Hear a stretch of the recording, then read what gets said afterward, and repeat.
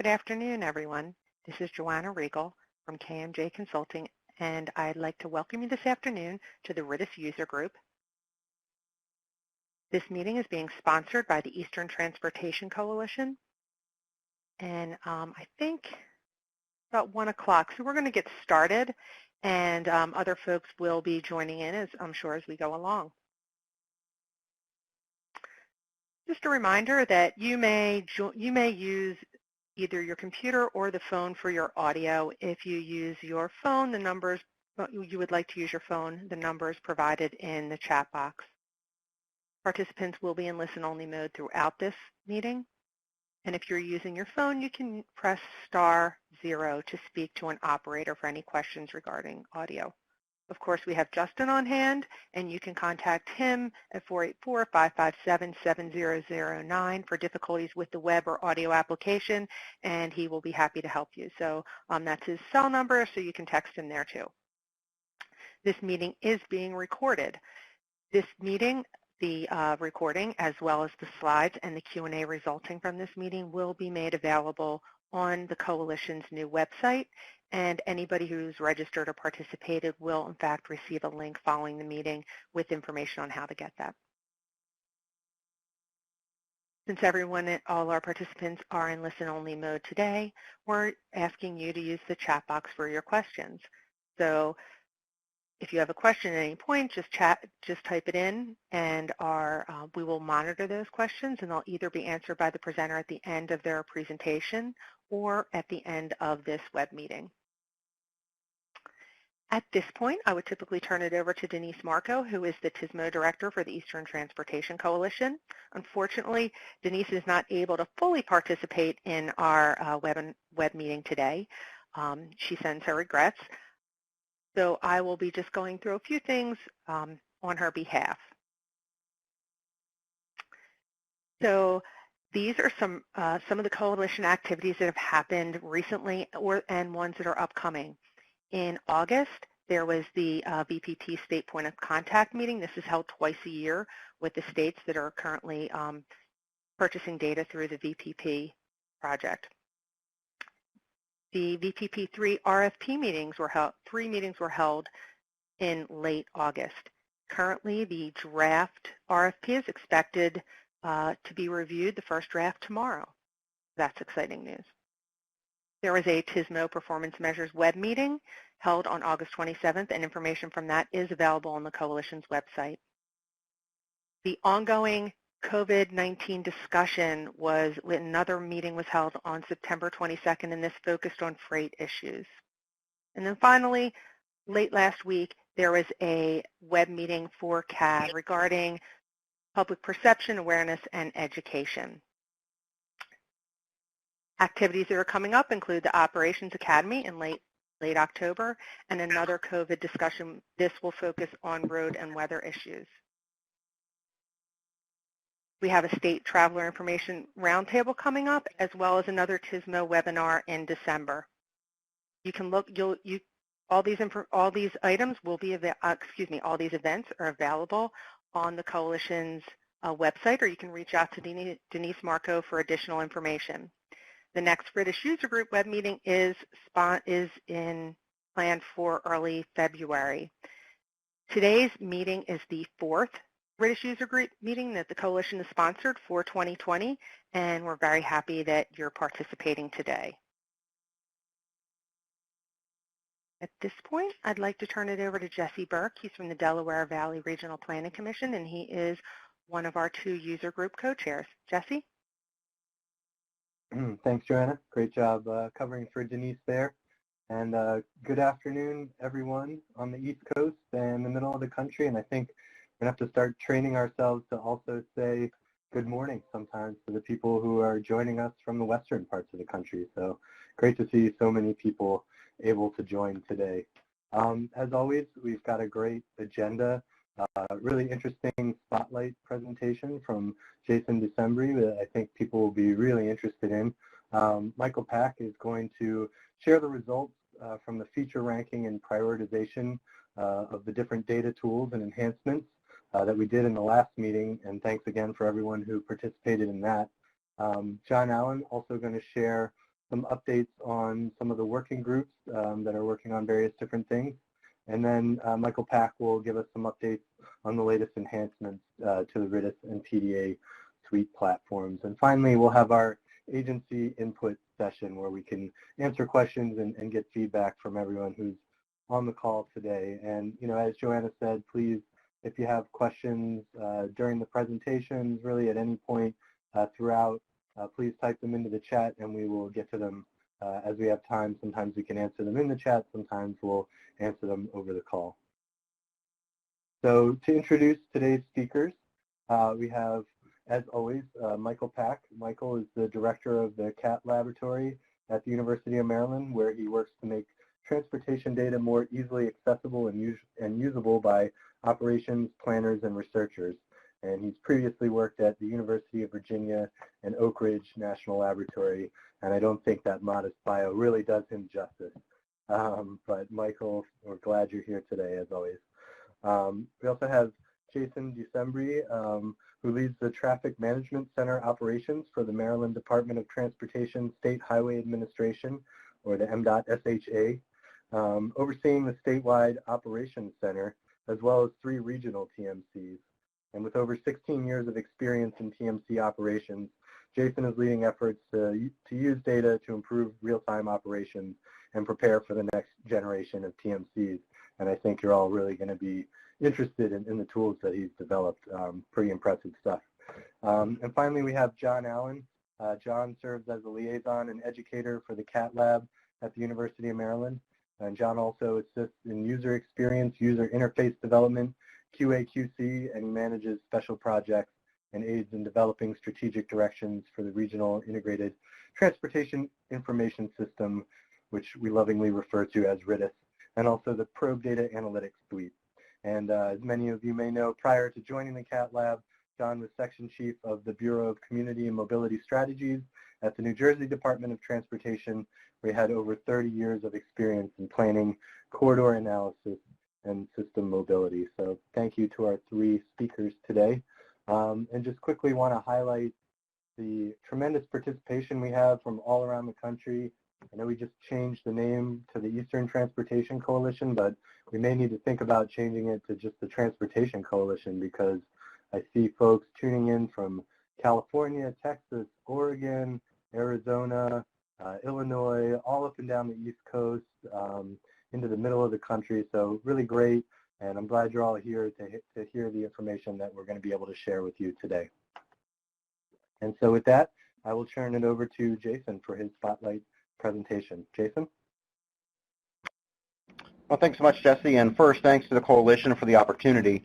I'm looking forward to talking about this project. It's what I think is one of, if not the first of its kind in the nation, at least integrating data between modes to this scale anyway.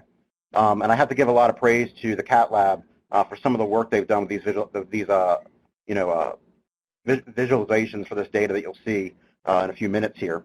So first, I think it's important to understand the genesis of this project and what we were trying to accomplish. It really was birthed out of MDOT's performance management system, which you can see there we call Accelerator. And within that program, there are tangible results, TRs, they call them.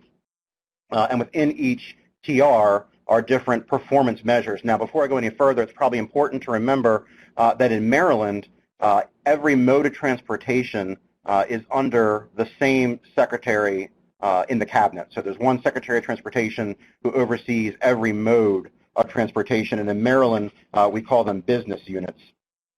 And you can see I've highlighted under number 5, 5.2, Restoring Transportation Services, which was really the heart of the beginning of this project. Now, within that 5.2 measure, there were 2 primary subunits, if you will. One for restoring operations after a disruption, and another for after a weather event. And both of those used data from the Maryland State Highway Administration, where I call home, from our advanced traffic management system in the case of disruption, so roadway incidents, be that debris, disabled vehicles, crashes, and the other from our emergency operations reporting system, which is where we did all of our winter storm reporting tracking for the number of inches that we've accumulated and where we've gotten that pavement depth down to. But the issue we realized is that both were focused solely on highway operations data, and that the metrics really didn't show us anything in real time because these measures were reported quarterly and now biannually. So we thought we had some work to do there in seeing things in real time, and also we wanted to do a better job of seeing how things cut across the agency, across modes, across business units. And that was really a priority for the Secretary at the time. So we created a core group with representatives from each transportation business unit to come up with what we think we wanted to measure within this platform, because we realized that these two measures are just some of those that would impact operations. And to comb through what data was available. And while the initial intent was that it would be an executive leadership tool, it evolved into realizing that it could really be useful for day-to-day operations inside of our operations center. So without further ado with that, let's take a look at what we came up with here. And this next slide is what you would see when you first log in to this platform. So one of the things we initially had to decide was how we wanted to categorize information. So what you'll see here are different regions of the state. That's how we decided to categorize our events and our impacts. And you'll notice these color codes. So in this case of the screenshot, I updated these slides earlier this week. So we had some interesting things going on that showed some good visualizations here. So you'll see these different shades of red. And in all these slides that you're going to see, the shades mean something different. So the darker the red, the more severe the issue is believed to be. The lighter the red, the less severity, and then obviously no coloring would imply low impact, so low, medium, high being the scales. Dark red, high, light red, medium, and no coloring, low. So I can immediately see that I have problems in my capital and central region, and there's a way in here that I could figure out what those problems are. We'll go over that in a second. Notice, too, on the left-hand side here, I'm moving the arrow, so hopefully you can follow that and see where I'm leading. You'll see an active ticker that's going through what the system believes is the most high-impact events, and really that's based upon how many, a few factors, one being how many different modes of transportation are impacted. So you'll see below here on this tile these different symbols that indicate the different modes that we think are impacted. So in this case, highways and waterways and the Port Administration. At any point, if I wanted to skip this bar that's clicking here on the ticker, I could click any of these tiles that would cause that to display here on the left-hand side. You'll also notice the map here, which has different layers on it. So there's one for each mode. There's an event map, a weather map, your standard things that you'd see on any platform, really, especially that RITIS and the CATT Lab developed. The neat thing, though, is that you could actually have up to 3 maps displayed at one time. So here on this side, I have a transit map, I have a high-impact event map, and a weather event map. So it really makes sure that I'm not limiting myself to what I'm seeing. And then over here on the left-hand side, you'll see that I have these different icons to navigate across modes and also across high-impact events. So again, the landing page here and the next page that you come to is the high-impact event page. So recall real quick this ticker that's scrolling of what it thinks the high-impact events are. So now I can dive in for more information. So I click this icon here, and I should state the system is live. And I debated on doing a live demo, but felt that these slides would make sure that I could capture things that would be relevant, because especially with COVID hitting, sometimes the traffic volumes aren't there, and you'll see that when we get to the highway page to really show you the capabilities of the tool. So now diving deeper into what the system thinks are high-impact events. Again, it's a scrolling ticker here at the top, and in this case, it thinks that this weather advisory is high-impact because it touches both aviation and port. And I could scroll here and I could look at that weather event. You'll see here some information on our transit system with the number of buses that are affected with arrival times, early, late, or on time. And because of so many being late and so many different routes affected, the system believes this is of note for us to watch. And then there's a roadwork event here, plane closure event from our highway system that's also impacting it. Going back to those color codings that I mentioned, you'll see here under this page, number of total events and the percentage of severity. So again, grouped by region, I can see how many events are in that region, and I can also see the color coding scale for each of those. So in this case, there are 26 events in the central region. If you were on the live system and you hover over the color, it would give you the percentage. So this would be 90-some% low impact. Then you might have 2 or 3% medium, and the remaining would be high. And through each of these, you could scroll through this list to see all those events. And you could, again, each of these columns is sortable. And you'll notice, too, that the ticker has changed from high impact events to being a real-time Twitter feed of what's going on. In this case, because it is all modes of transportation, this is any hashtag or handle that we provided for all of our business units to take a look at. And again, you could click on each tile to have it come up into this grouping of 3. And I do see the comment in the chat box about it being a cluttered screen, yes, which is why we also wanted to get the ability to drill down, because it can be a lot to take in, but at least because of the color coding and some of the visualizations, it does draw your eye to what the problem is. And you can go through each of these different icons to get some further information. So I'll move further to the highway page. So once you get to the highway page, it's, again, grouping it by region, but with some visualizations that are strictly related to delay based on speed.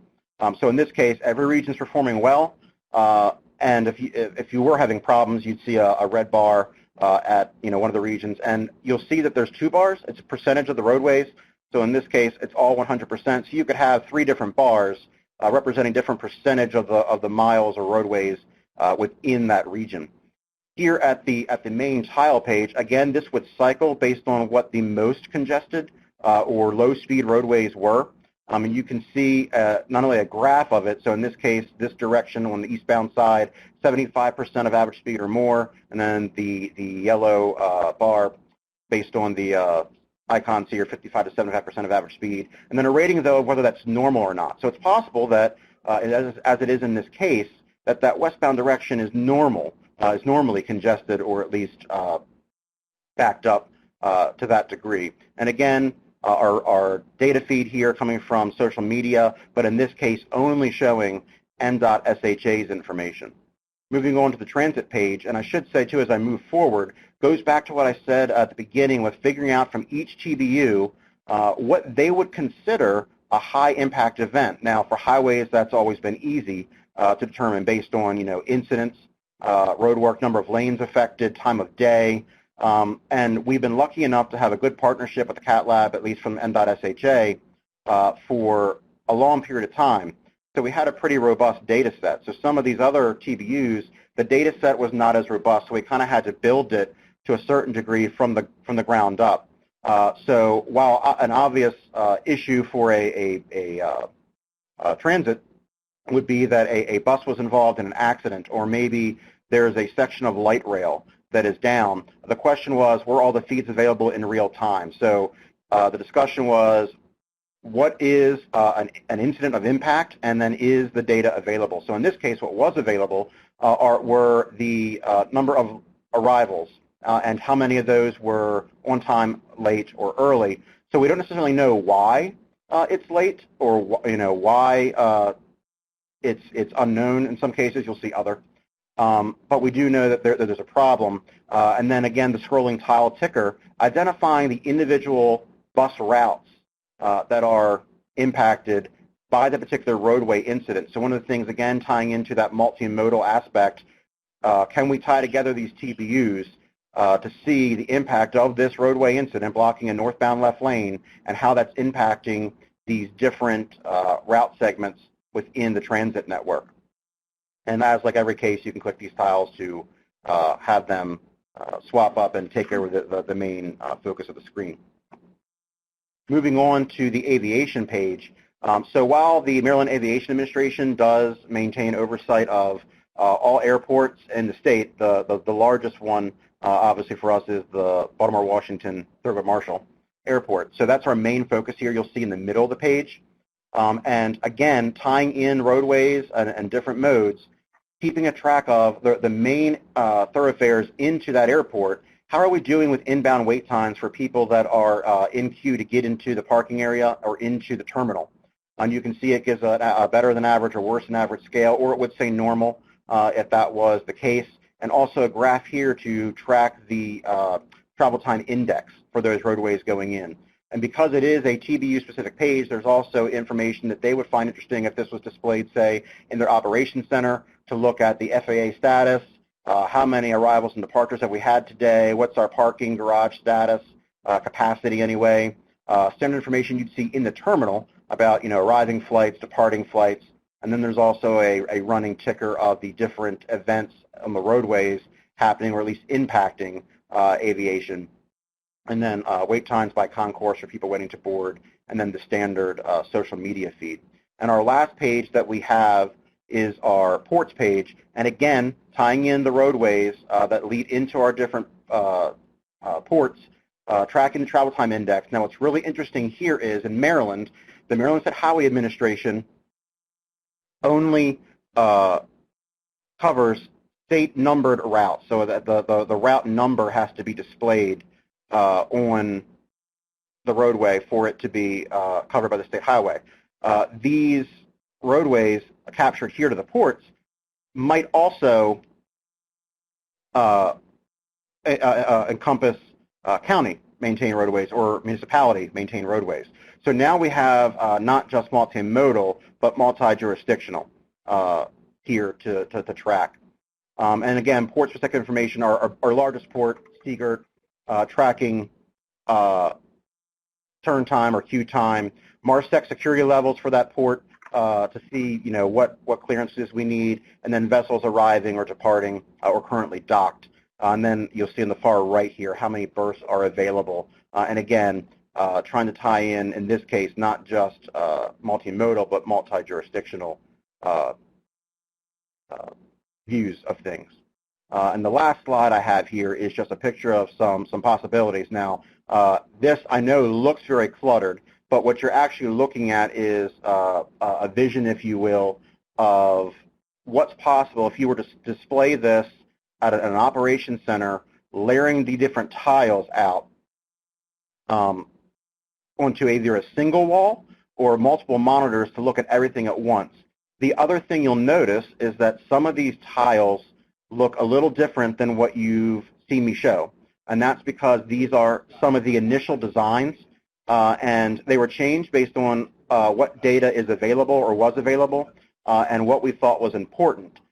Just that you can't really see it well, but just as an example, if you look here on some of the highway data, this would have been a cost, a user delay cost for that particular event.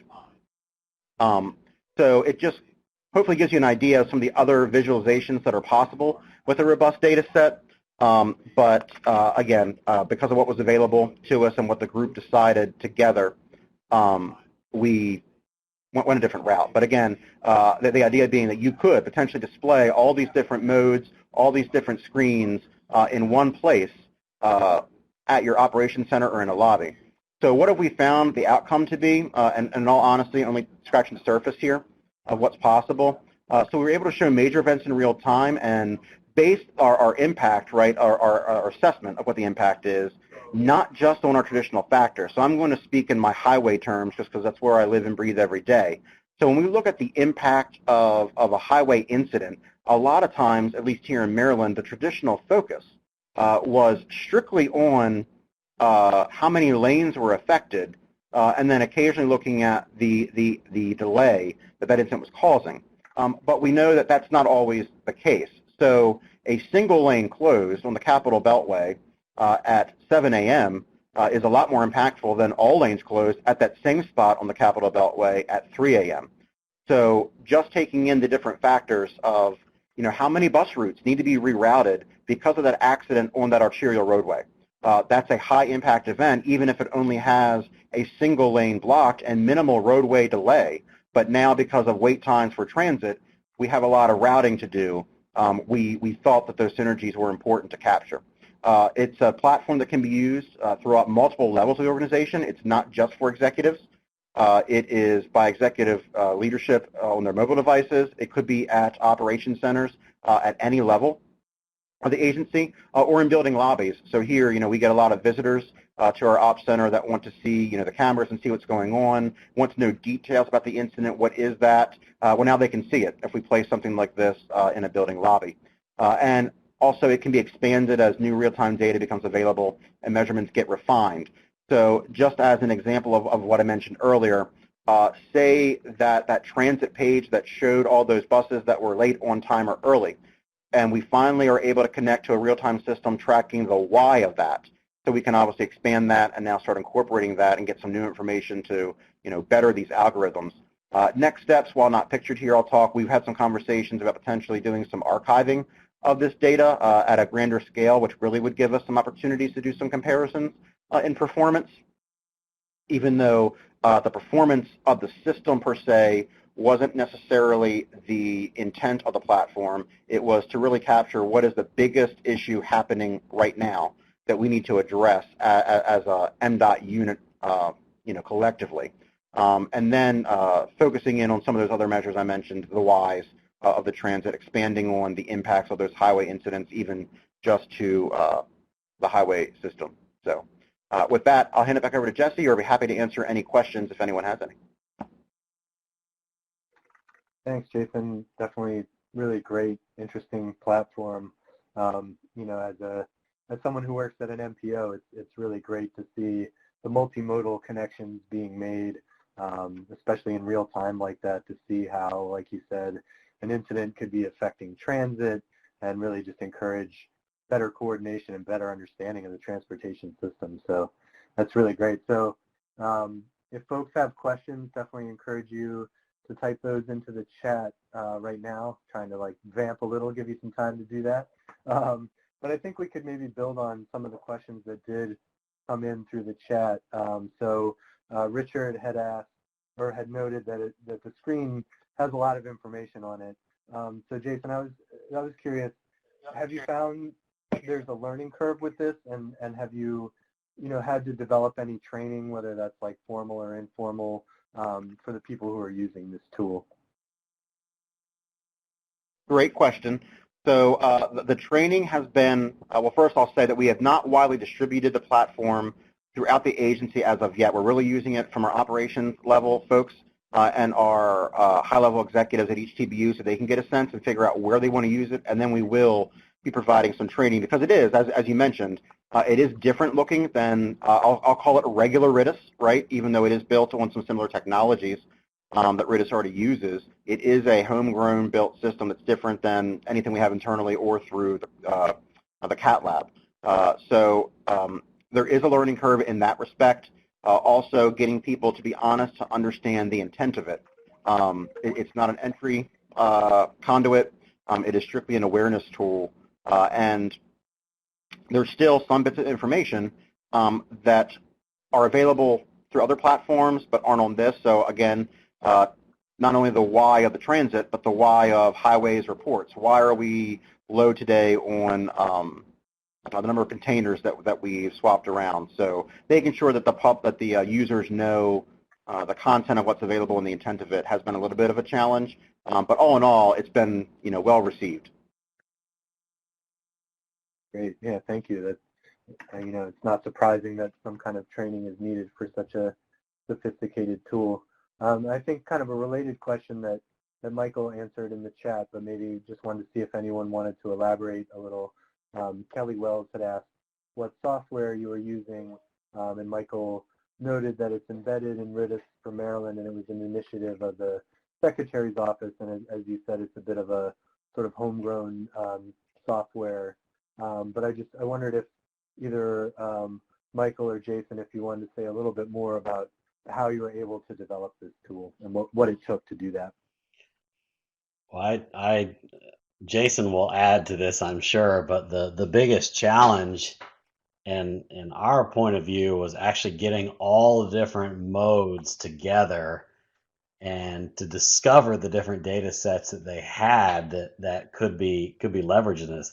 The Secretary had a vision. He wanted to be able to see the relationship between all the different modes.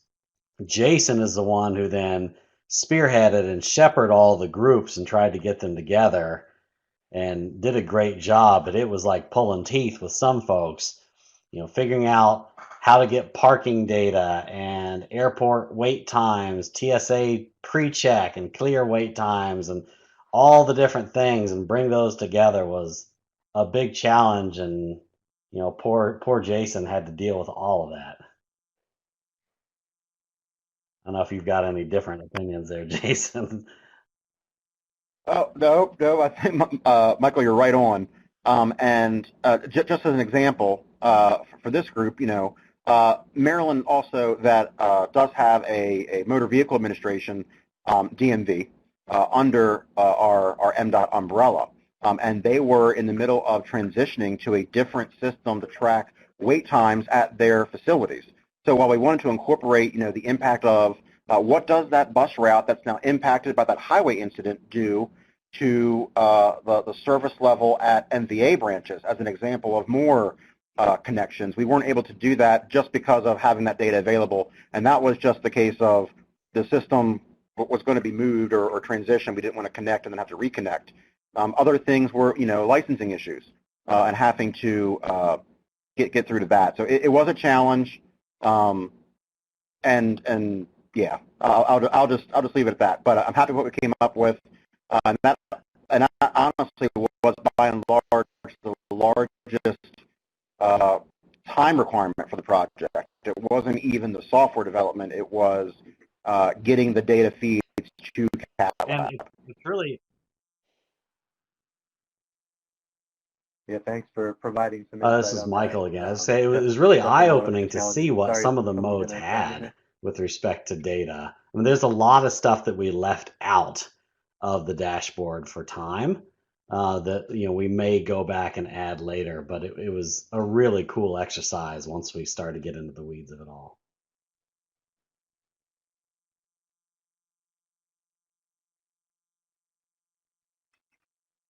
I think on a related note, Sean Turner asked, I think both Michael and Jason at this point, if it was it more of a technical or institutional challenge. It sounds like a little bit of both, but maybe more technical. I wonder if either of you want to speak to that. Well, I'll touch on it first. This is Jason. So both, honestly.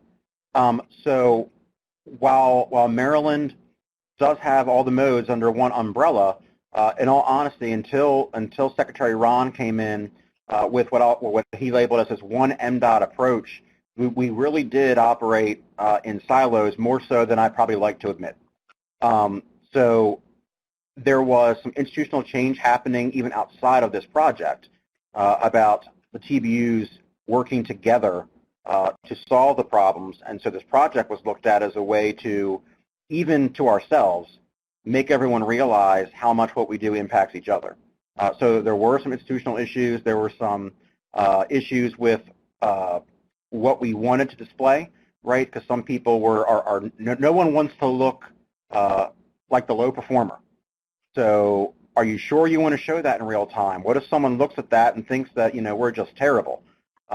Because it's a snapshot of that moment in time, not, the performance over a month or a week, year, quarter. So there were some concerns with that, breaking that down. I'll let Michael speak to the technical challenges, but yes, there technical were some challenges. Of those too, There were available and how issues with some of the it. data being insecure and sensitive systems, and making sure we were tapping into them in an appropriate way that didn't set anyone up for disaster later on.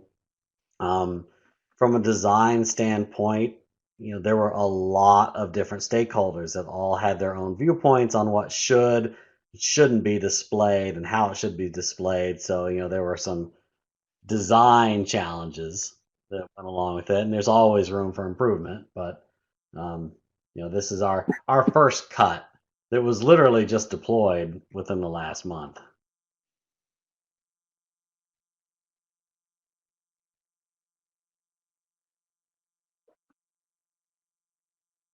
I guess on a related note, Kelly asked if there weren't a lot of like competing geospatial extents or anything that we had to deal with, like different types of projection systems or whatnot, or different ways of representing geospatial data. So that wasn't a challenge in of itself, but we did have challenges with associating things together. So making sure that when we were describing the traffic leading up to ports or exiting ports, that we were using the right roads to describe congestion. Same thing for airports, or linking bus routes to congestion, to incidents that occurred on bus routes, and tying all those things together. We even wanted, as Jason mentioned, to tie it back to the Department of Motor Vehicles, and like whether or not different offices were opened or closed, and were they opened or closed because of a snowstorm or a weather event, and making all those correlations was fairly complex.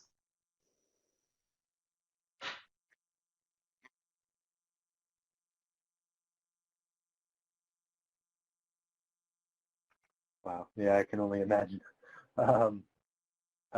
Hopefully we have time for a couple more questions. Wanted to touch on one that Rhea from North Virginia Transportation Authority is asking, saying this is a great platform, for monitoring services and restoration of services, and she's wondering if you've thought of weaving in resiliency to this, since there's a lot of attention to that aspect of transportation planning. This could be a good way to segue into translating that kind of abstract resiliency concept into a more tangible kind of way to look at it. Is that something you thought about at all, Jason, or have thought about? So first of all, that's a great idea, and I'm probably going to steal it, to be honest with you, because we did not look at that specifically. We did toss around exactly what we wanted to track. So what does it really mean to restore a service?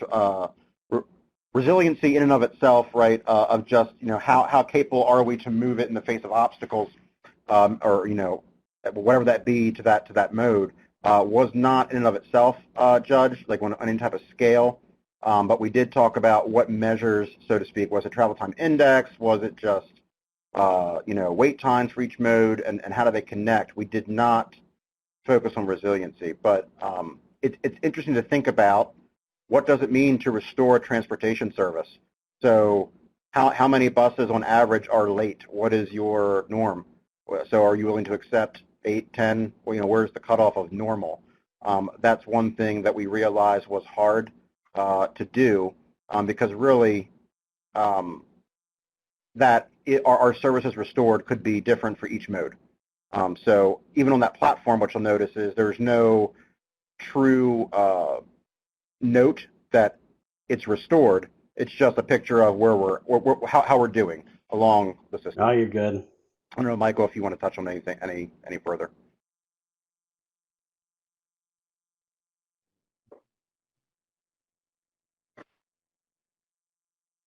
Great, thank you. I think maybe one other question that we haven't asked yet was whether this is incorporating some of the railroad data. I do think it might have some, sort of passenger rail, but does it have? So we Amtrak didn't add freight Amtrak in and there as MARC well? and VRE in the first cut of this. We stuck to buses, and we just stuck to the MDTA buses. So, the hope is that we'll go back later and add WMATA, which is the DC transit system. We do collect that data in RITIS. It's just not displayed in this platform yet. And maybe do the same thing for MARC and Amtrak. We have MARC train data. We do not have Amtrak train data today.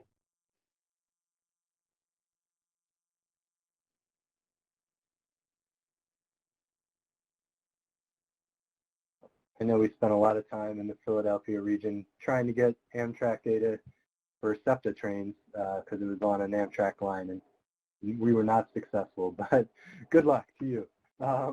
I thank everyone for some great questions, and thanks, Jason, for a great presentation. I think at this point we're going to move on in the interest of time, but I think if folks have additional questions, please feel free to put those in the chat pod, and maybe Jason can get to them as we move on.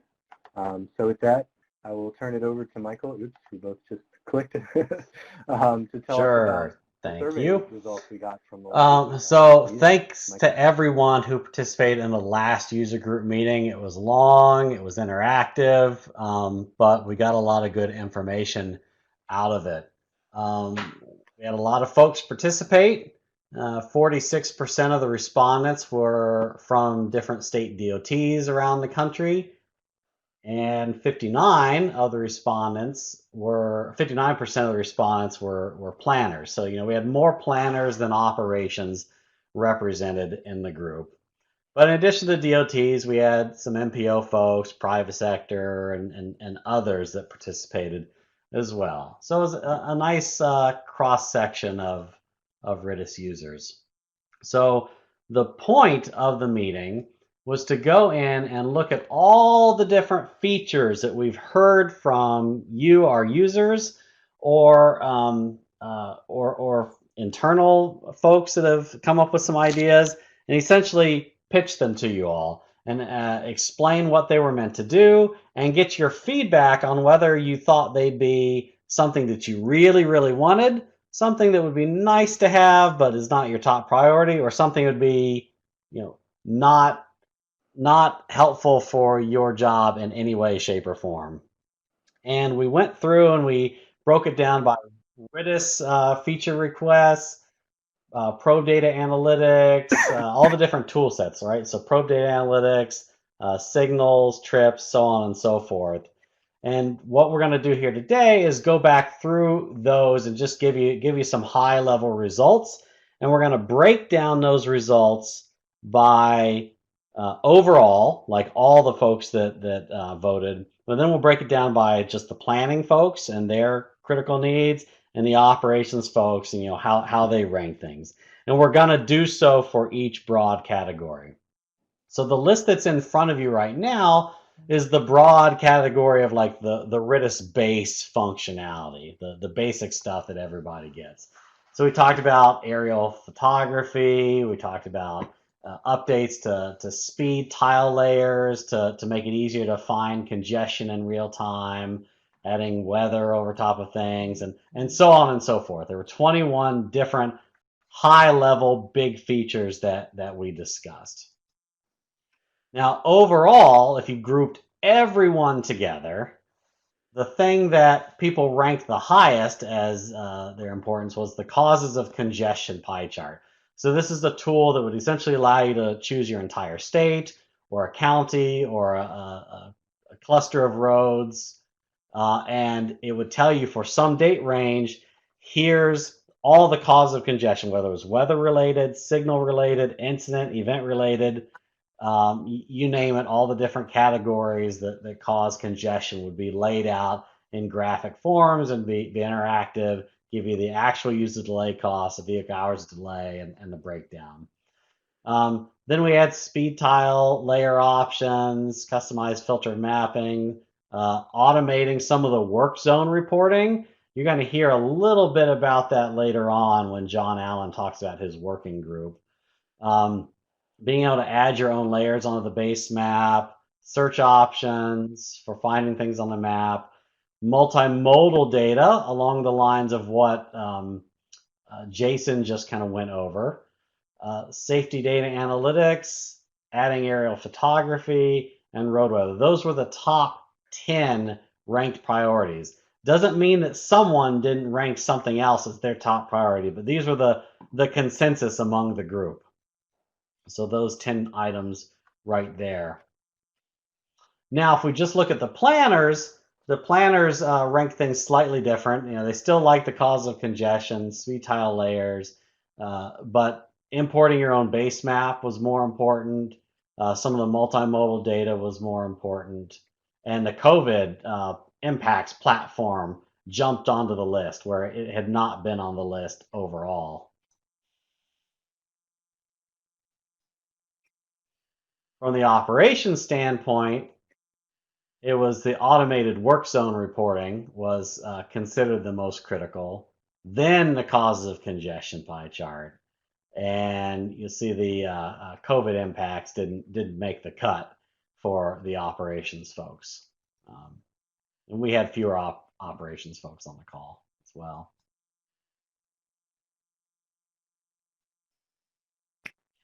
So that was the results for RITIS in general. But then when we get down into specific classes of tools within RITIS, we'll go into the Probe Data Analytics Suite. And we went over 33 different large feature requests from the Probe Data Analytics Suite. And we're not going to go through all of them again right now. But the top 10 overall were having this concept of advanced road selection, giving you more capabilities to select exactly the roads that you're looking for, using a mix of map functions and filter functions and drop-down lists. Then after that, it was the advanced time selection. So this is choosing large date ranges, but then excluding holidays or excluding weather events, dates in which you had a weather event or something like that.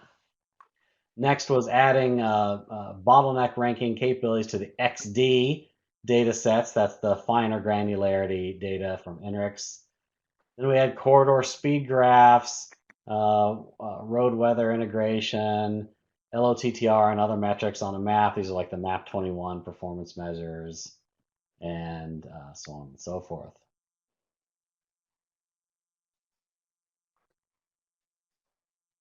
Now, when it comes to planners, in general, planners tend to be heavier users of the Probe Data Analytics Suite than operations anyway. So you have a pretty similar ranking of features. LOTTR and other metrics on a map was very high, though. And there's some good news there that we'll talk about a little bit later. Advanced road selection, PM3 planning tools, advanced time selection, and so on. Embedding of dashboards and reports was still up there. For operations, you had somewhat similar ranking. You'll note that there are fewer respondents for operations because there are fewer operations people that are using the Probe Data Analytics Suite. But for those operations folks that voted on this particular one, you can see their rankings and their priority here as well.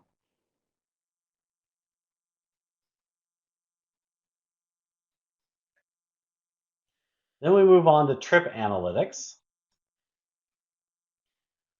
There were only 8 big feature requests for trip analytics that we went over, although there have been more that have come to light since we had the meeting. These meetings tend to draw out additional requests, which is good.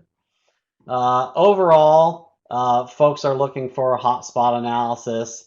This is along the lines of what we saw from Rhode Island Department of Administration, the DOA, and a presentation they gave a couple of user groups ago, where they're looking at freight hotspot analysis. Then route analysis on just an origin or a destination, not both.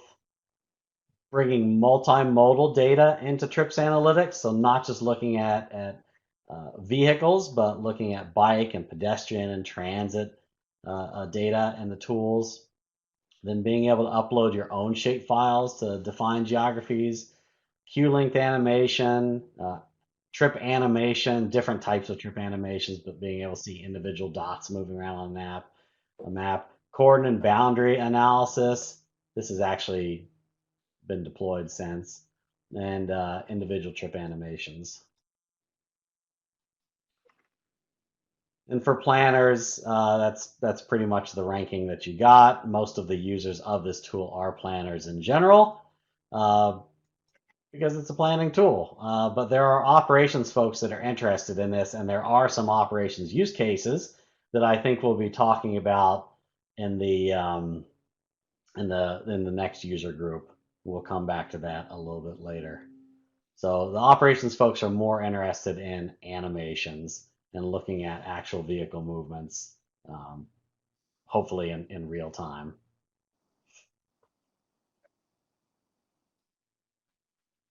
Then we move on to signal analytics, which is one of the newest items in RITIS. We really only went over 5 We only really went over 5 different classes here. We looked at trip distribution graphs, wait times by hour of day graphs, animations with speed and distance graphs, percent of time in queue, and intersection queue diagrams. And what do you know? They all made the top 10 list because there's only 5 of them. But the trip distribution graphs was by far the most popular. Then we had the wait times and intersection queue diagrams. Planning folks, pretty much the same ranking. And a little bit different for the operations folks. The operations folks wait times first and foremost. Not a significant difference.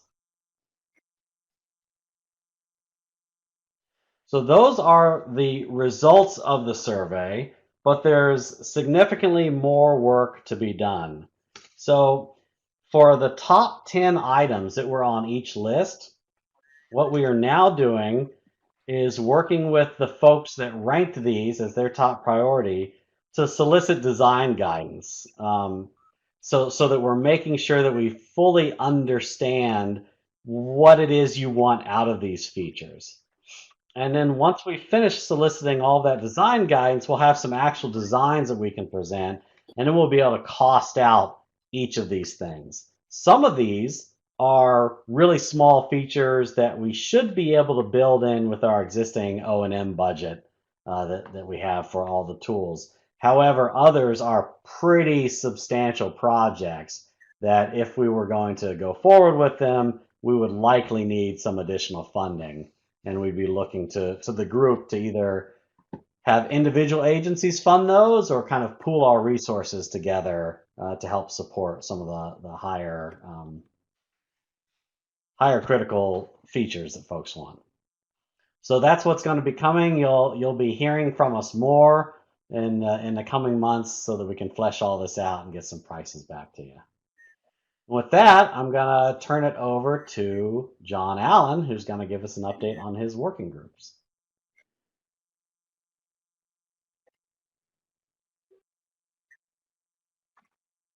I can. Thanks, Michael. Can you hear me okay? Yes. Oh, awesome. Good afternoon, everybody. I hope you're all doing well. I just wanted to go over the progress we've made with the working groups since the last update, which was back in May, I believe, 2 user group meetings ago. And during that time, I asked if anybody was interested in joining the working group that we had previously, and did get a couple extra folks. So right now we have 8 people total that represent DOTs and MPOs and planning and operations, and you have myself and Charles Latimer from the CATT Lab. So, and everybody here is a power user. I've done some really great work over the years using both RITIS and PDA Suite. So we feel we have a really strong team to move forward with developing these performance templates. So from the last couple of meetings that we had of the working group, just wanted to go over some of the key aspects of that. One was, we talked a lot about, what is some of the things that we should be following or considering when we're doing these kinds of templates. And one of the simplest things is keep it simple, but it's not so simple. It's actually a very big challenge to take some of the complex data that we have, and even though we have great visualizations and great tools to come up with results and summaries, to put it into terms or to give a context to it so that the maximum number of audiences can understand it is a constant and ongoing challenge. So, we've come up with a number of different versions of templates to try to accomplish that. And we also want to give folks options. We don't want to pin you to just one template or one set of, I guess you would say, performance widgets, let's call them. We want to give folks options so that depending on their use case, they can pick and choose what works best for them and make a compelling story for their senior leadership, their legislatures, or the general public. And then the other thing is we want to make use of the performance measures that make sense for most people. sometimes we forget that the general public doesn't really understand reliability or travel time indexes or things like that. So we want to make sure that it's as clear and as concise and most importantly meaningful to them. So when you present this information, they get it and they can understand it, and they see what kind of impacts it would have for them. So what we did since the last... John, yes. excuse me. Some folks are having some difficulty hearing your audio. Is it possible for you to call back in? Sure. I'll do that right now. So this is Joanna. How does my audio sound? Yeah, you sound fine. Justin, how does my audio sound? It sounds better to me, Joanna. This is Jesse.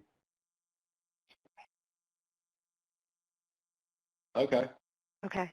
Let me try calling back. Thanks, John. I guess while we're doing that, it looks like at least one question came in from Michael on the features. Ria was asking, I guess, in terms of multimodal, would that include, is there a thought of including things like shared mobility devices? You know, so nothing is off the table. In a lot of cities. It's going to really be up to the working groups and the people that are helping us to define what is necessary. And you know, if we also have to find someone who's willing to fund it too, so that data doesn't just come out of nowhere. It either has to be purchased or it has to be created in some way, shape, or form. So, you know, if one of the states really, really, really wants it and is willing to fund it, then, you know, that would get priority.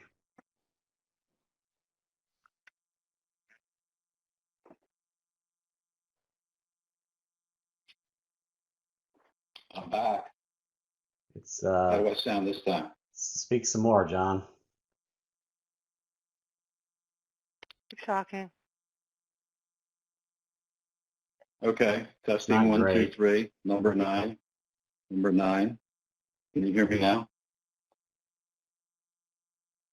No. I think it sounds better than before. Maybe just make sure you speak into the mic. Yeah, I'm kind of okay. It looks like a lot of people are saying it sounds good. So. Okay. I'll kind of just lean over my phone while I'm talking. Is that better to do this? Yeah. Can you hear me better? Okay.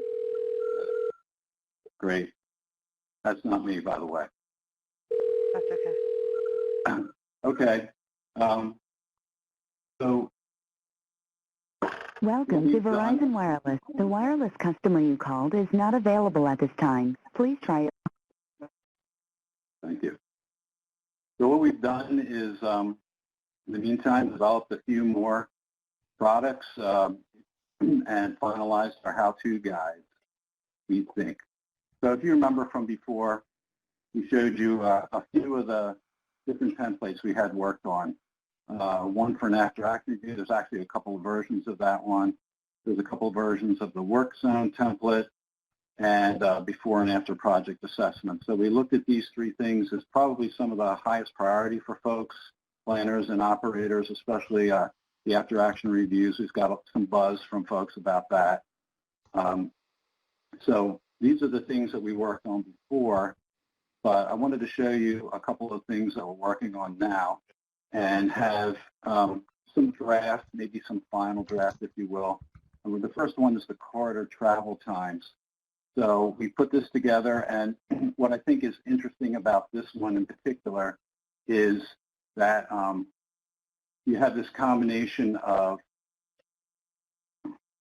performance charts up here with the congestion scan. So you can kind of just lead your eye right here, look at the particular peak hour and bring it down, and look at the congestion scan to see from a geographic standpoint along the roadway, the congestion there. So this is kind of a unique way to present the two charts together in a way that is more comprehensive and combined. And so we talk about the corridor travel times, and we jump over here and talk about travel times throughout the year. What's it like with source southbound and northbound, AM and PM peak during the year, and then down here just showing the percentages change with some notations in the box about if it's consistent over time, is there something that's not right. It's a variable situation, and why would that be? And then you can compare with previous years.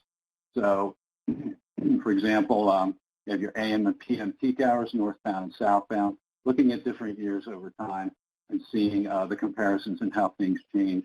And we added here a call-out graphic that talks about how to read these candlestick charts. Some people don't understand them really, but we wanted to explain how to read these things. So again, it's about the readability and usability of these different performance templates.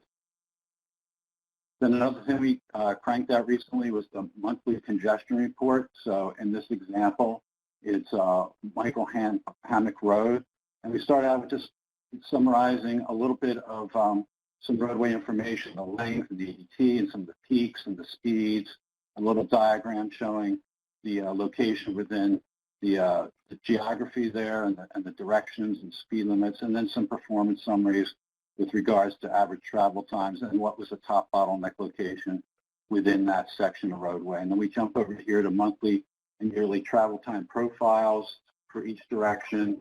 And then also, you know, very timely, of course, is the COVID-19 travel impacts comparing June 19 to June 20 and the month in between to see the changes over time between the 2 years.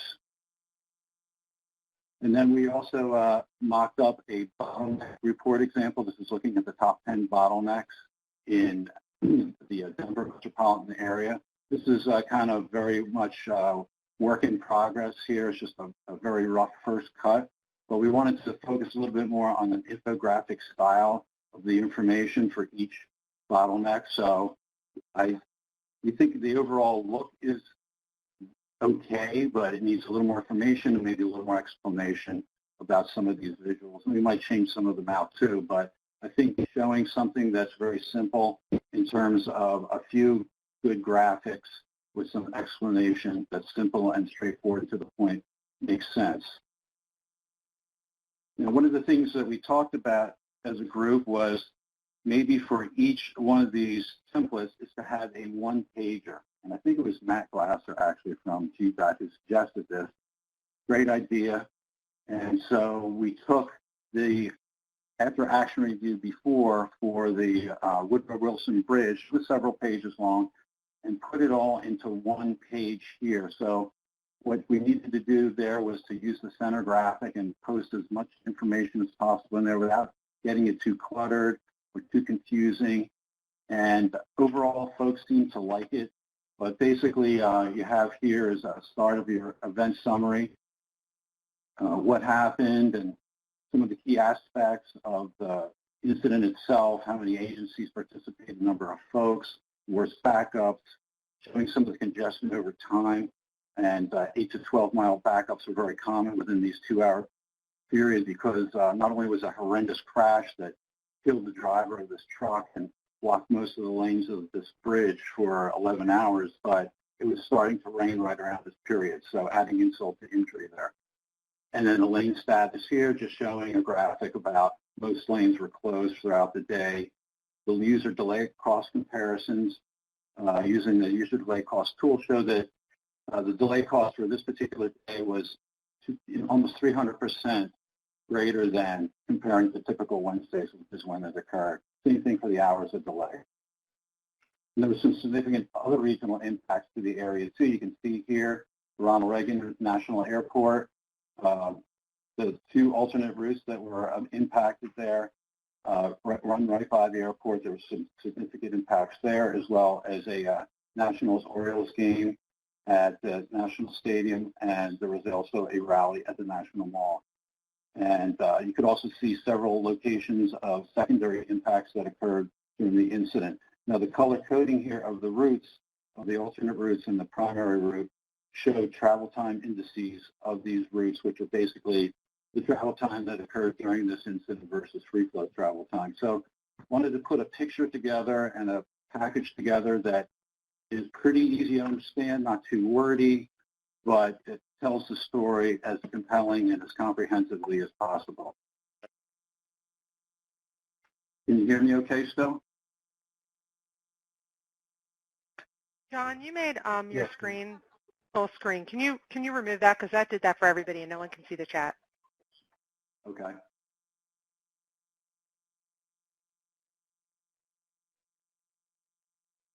So one pager, but on the flip side, you have some more room. So we thought we would add some things that might make sense. So most of you should be familiar with the incident timeline that is in RITIS, which offers a vertical integration of all these data that occurred during an incident. It's the operation notes and notifications of responders of when they were notified, their travel time to the incident, how long they were on site, when they left, and when they arrived. Lane status during that particular incident, you can click on the overhead sign message bars, get what messages were on them at that time, and also the speed readings up and downstream from the incident over the time of the incident. So it's a really great graphic to maybe include and get some of the detail there. And then an after-action review takeaway sheet that talks about what worked well, what needs improvement, some of the recommendations that might be made for dealing with incidents like this in the future, and next steps to help get folks ready for something like that. And then another one was just adding event photos, where you can put expansions of some of the other information on the front that makes sense. Some of the other information on the front that makes sense. Some of the other information on the front that makes sense. John, we can't hear you. Yeah, that's really echoing on my end too. That was weird. But I tried I'm almost done, or somebody could take over for me, maybe Michael. I don't want to. You try my speaker. He muted that person. You can try again. He said it wasn't you. All right, we're having enough challenges. Let's just move on.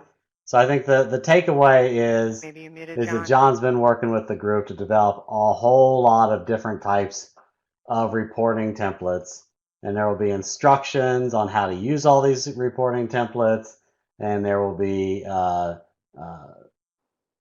essentially best practices and ways to leverage these for your own reports that will build into the RITIS and PDA site. And we really want to thank all of the working group members who've helped put these together. I know GDOT's been offering a lot of help, so thank you. And if you are interested in participating in this working group or want to know more about these templates, please reach out to John Allen. His contact information there on the screen. All right. Thank you, John. Now I'm going to move on and start talking about some of the updates that have recently been made to RITIS. We updated all the evacuation layers and files in the National Capital Region, including adding dam inundation areas. So you can click on those. You can see where there could be flooding if a dam breaks. We also added Oregon work zone data. Oregon is now a RITIS member. And then we also did some CCTV image server enhancements to try to increase our capacity. We also added several transit systems around the country. So in some places you can see real-time bus locations, bus routes, the stops. You can click on them and you can see how fast the bus is going or when it's going to arrive at the next station.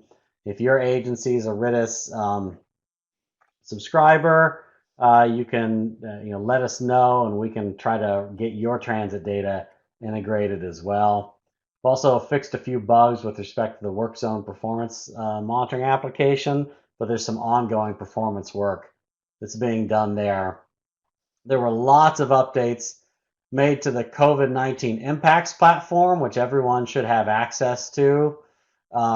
In addition to that, updates to the platform, we also have a COVID data portal that's available for just downloading raw data. So if you're a state agency that wants access to the data behind this, you can make a request and we can give you access to that data through our platform.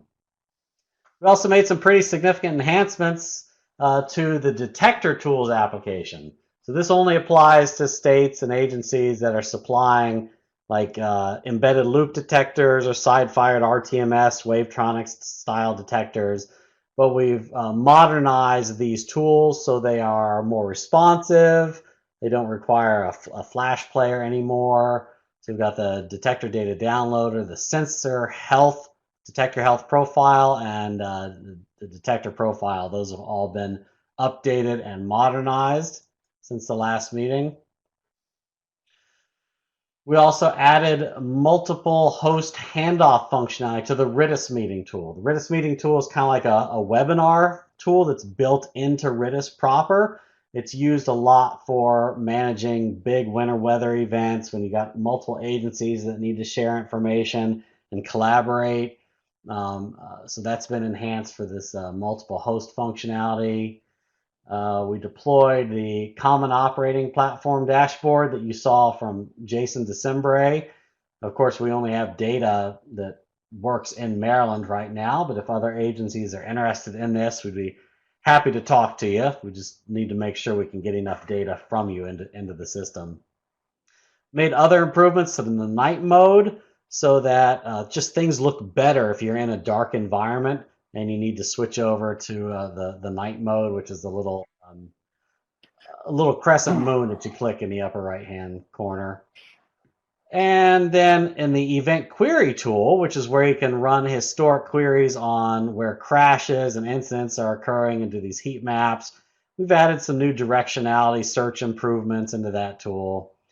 And then other administrative and permissions management updates that make it easier for us to control individual agencies' data. And if you're an agency that does not want your data shared with others, it's easier for us to control some of those data movements now.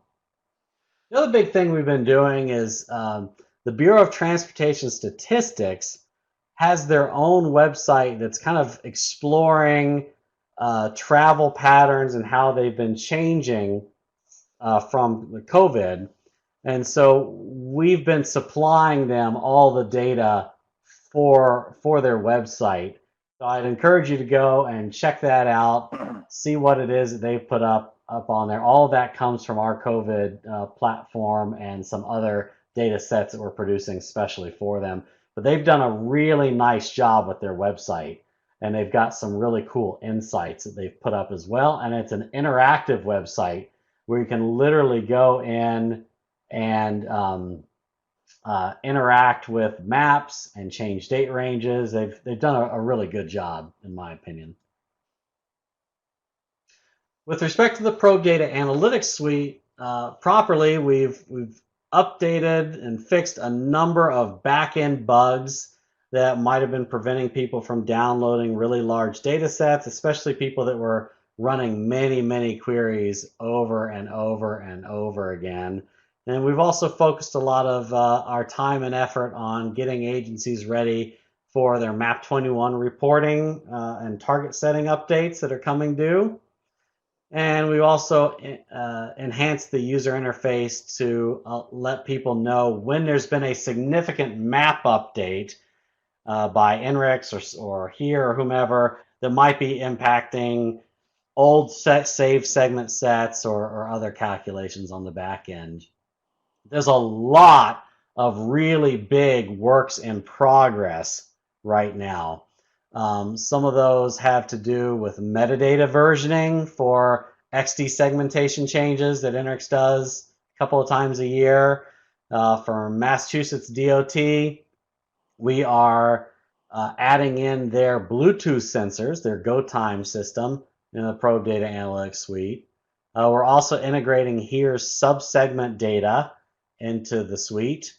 And then the Michigan Department of Transportation is funding a significant new tool in Probe Data Analytics Suite, which will allow agencies to look at the level of travel time reliability and other metrics on a map and be able to compare different date ranges to one another. This is going to be a neat new feature, and we want to thank Michigan DOT for funding that and enabling other agencies.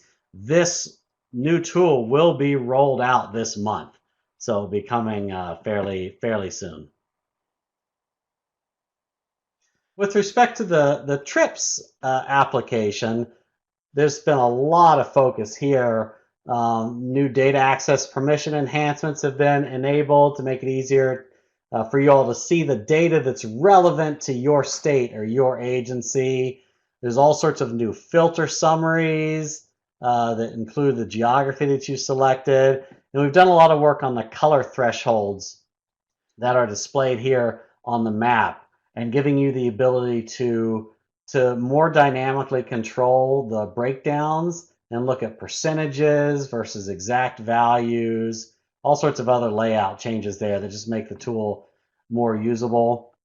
Within the route analysis tool, we've enhanced the geography menu layout. We've updated the screen line functionality so that all the screen lines update dynamically anytime you move them. All these little pop-up boxes automatically change. You can grab a pop-up box and drag it around to see if you're trying to do like a screenshot or something like that. And there's also a My History section now. The Pro Data Analytics Suite has a My History where you can go and look at your past queries and bring them back up. The TRIPS Analytics tool now has the same functionality, and it makes it a lot faster to run some queries you've already run in the past as well.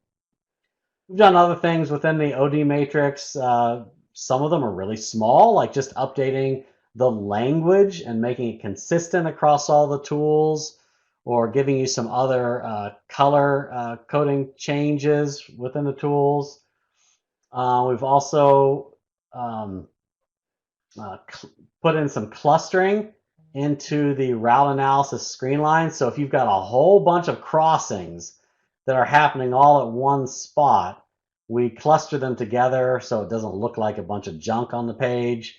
And if you click on it, it then shows you the individual crossing points. Or if you zoom in on the map, things start to separate dynamically, and you can see what's going on there. I mentioned the What's New page already. The What's New page is new. We didn't put a What's New for the What's New page. There's a new help page that's been added that provides more information on how to use the tools and how some of the calculations are created, answers frequently asked questions, and a few other smaller feature enhancements as well. If you haven't seen that tool, it's really cool. There's a lot of updates. We'll probably do a presentation on it in the next coming user group meeting. With respect to signal analytics, we've updated the date range selection so that they are more consistent with other tools. There's a bunch of different bug fixes that we've put into. We've also made a big enhancement that makes it really, really quick for us to deploy this tool. So if an agency decides they want to purchase data and enable this in their state, instead of taking a month or more to deploy this, we've done a lot of back-end work that can deploy this thing in a matter of days or a week. And there's still a lot of work in progress to update this tool that we won't be able to show for another 4 or 5 months. That will add all sorts of new capabilities, but that really is justified by a different user group meeting and a different spotlight presentation at some other time. And we'll come back to that later. So that's a quick overview of all the things that we've deployed or been working on since the last RITIS user group meeting in July. At this point, this is where we stop and we get input from all the folks that we have on the line. So we're looking for your input on features that we haven't already discussed that you need that are going to make your life easier. If there's things that aren't working in the tools, you need to tell us what those are so that we can go and fix them and make them work for you.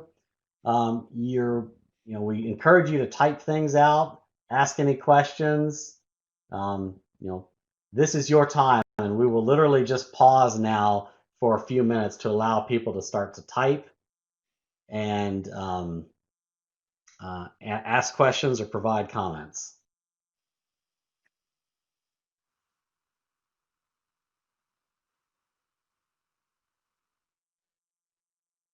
All right. Thanks, Michael. Looks like some people are starting to type. Really just want to apologize again for audio issues. It seems like some people weren't able to hear parts of some of the presentations. So while we're waiting for some people to type, Michael, there was a question about I think some of the features that you were talking about in terms of things that are potentially being added to RITIS and the PDA Suite. And so maybe if you could just clarify. So your audio is breaking up as well. Things that are going to happen or things that could happen. Okay, so your audio is breaking up for me, so I'll interpret that as best I can. Oh, geez. In the first presentation I gave, I was talking about features that people have prioritized and voted on. Those things are features that we're going to be working on in the future, provided we have enough funding to do so. Some of them are relatively small features, some of them are big features. The things that John Allen went over during his presentation, those are PowerPoint templates that we add to the Probe Data Analytics Suite and other parts of RITIS for people to download and use for their own state, their own reporting needs, to modify, what have you. And we are still finalizing a lot of those templates, and we are also trying to put together some some tutorials on how to use the tools to fill out those templates if you want to do that. So those are things that are coming. With respect to trips, someone asked the question if it's limited to only certain states. The answer is both yes and no. It's kind of like the Probe Data Analytics Suite, right? A state has to buy data from a data provider like INRIX, and once that state has purchased data, we then put it in the TRIPS analytics tool and turn it on for the state. So there's only a couple of states that have done that thus far. Massachusetts, Maryland, Texas. I know there's a couple other. Rhode Island. Rhode Island has it. So those are the states that you can see data in right now. If it's something you're interested in, we can put you in touch with a data provider to talk about, the cost of that data. It's something that can be purchased through the Coalition's Vehicle Probe project. I don't know how expensive the data is. You'd have to talk to the Coalition about that.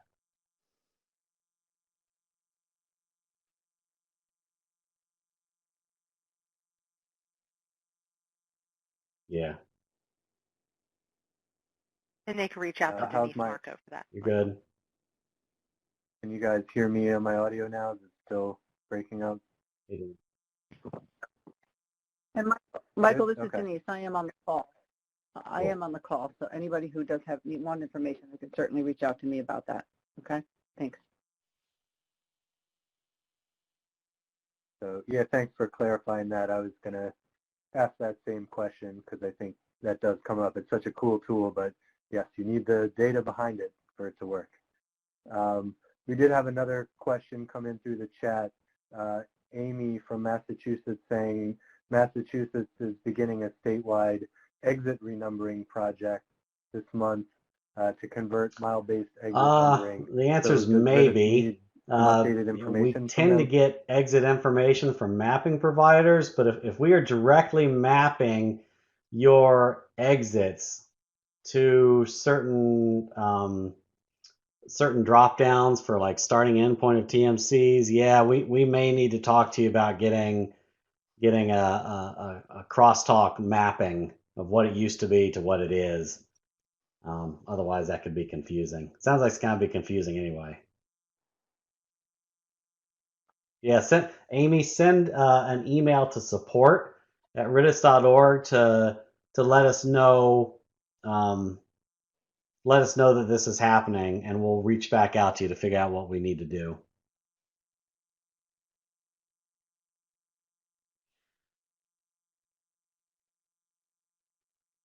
Like Tom said, can we integrate the non-recurring traffic events with the travel time, speed, and congestion performance measures? For example, on the performance chart, indicate the number and type of events. So Tom, I assume you're talking, yeah, okay. Yeah, I think I understand what you're saying. Send another email to support, and if you have some thoughts on how it would look, take a few minutes to sketch something out, show us where you'd want to see those things listed, and that would be helpful. Let's see what we can do.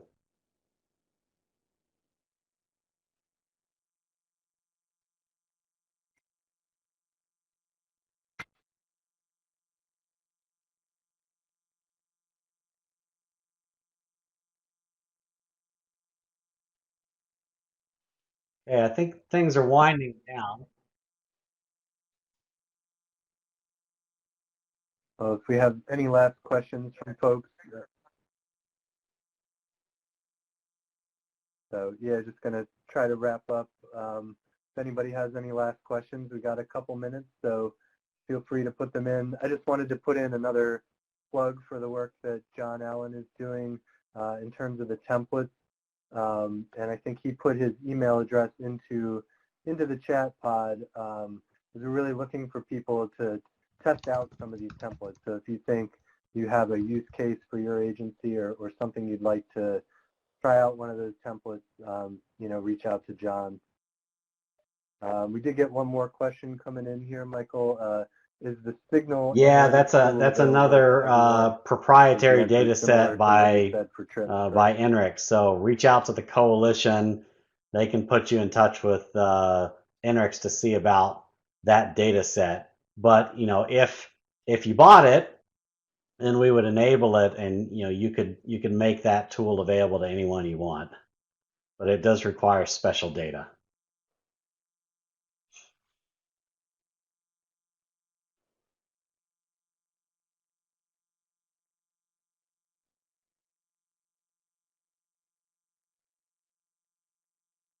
For anybody who's looking to, you'll see that we uploaded the actual presentation from today, so you could download that now, and you don't have to wait until you get the email. But the email will hopefully be the presentation, the slides with the audio, as well as the Q&A, because there were a lot of great questions today. We had a lot. We really had time this time for a lot of great questions.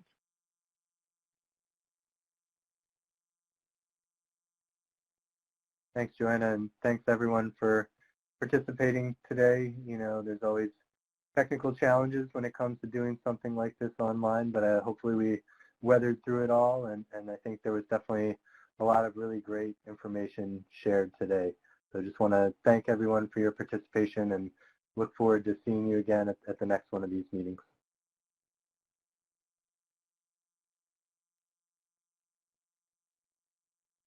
Thank you so much, Jesse. Thank you for working your way through this meeting. We greatly appreciate it. And thank you again, of course, to all our speakers.